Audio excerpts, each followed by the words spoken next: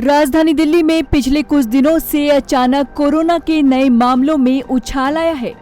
चौंकाने वाली बात यह है कि पहली बार 5000 से ज्यादा नए मामले एक ही दिन में सामने आए हैं, जिसके बाद ये कहा जा रहा है कि क्या राजधानी दिल्ली कोरोना संक्रमण की तीसरी लहर के चपेट में है।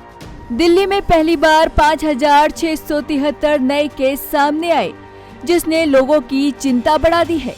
एक दिन पहले ही नीति आयोग के सदस्य की तरफ से कहा गया था कि दिल्ली, केरल और पश्चिम बंगाल कोरोना संक्रमण के तीसरे पीक की तरफ बढ़ रहे हैं और आंकड़े भी अब कुछ यही इशारा कर रहे हैं।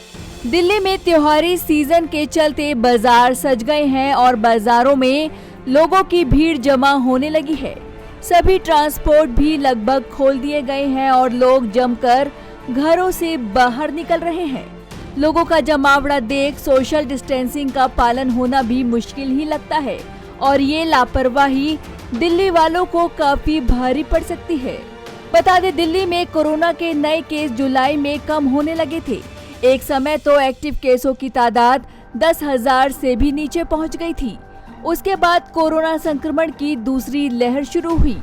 एक महीने की शुरुआत में ही दिल्ली के सीएम अरविंद केजरीवाल ने दावा किया कि लगता है दिल्ली में कोरोना की दूसरी लहर का पीक भी गुजर चुका है, लेकिन अब अचानक पिछले कुछ दिनों से नए मामलों में दिख रही तेजी चिंता बढ़ाने लगी है।